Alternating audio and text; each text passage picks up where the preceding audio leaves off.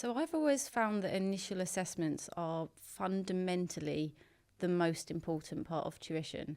A lot of the time when you start lessons, particularly with somebody that you've never met and you don't know their schooling and you have maybe a school report from their year 3 teacher, I think it is very difficult to start off really productively. And then I feel that you would end up wasting the first 4 sessions in this kind of diagnostic manner where you're grappling and trying to work out where they are and what they're actually good at and where they need help. The initial assessment just takes away all of that diagnostic waste of time for the first month, and you end up having a set of data that is extremely useful and you have a place to start with immediately. I initially assess everybody that I can. Some students, they don't want to do it, but in general, more often than not, students are very happy to do it and parents are exceptionally happy to do it as well.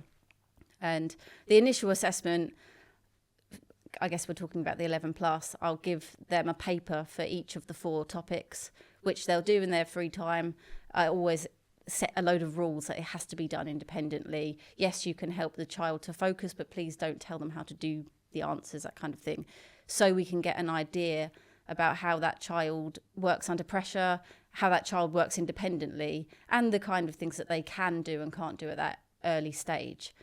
With that data, after marking it, I then have a list of topics that they can and can't do, ones that, or a list of topics that they struggle to do within a time constraint as well. And then that means that the first lesson is extremely productive because we jump straight in with something that they need support in. The parent is very happy and they think like, oh, great, my child has already gained something in knowledge from the very first lesson. And I think that makes a big difference to guessing randomly for the first 4 lessons or a month to try and work out what they're good and bad at.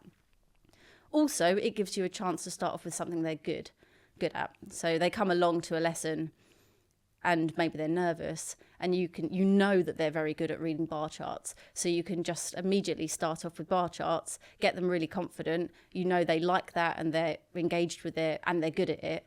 And then they go away very happy. And that's another kind of way that you can use the initial assessment straight off in order to start with a productive lesson and leave them feeling very confident at the end of it.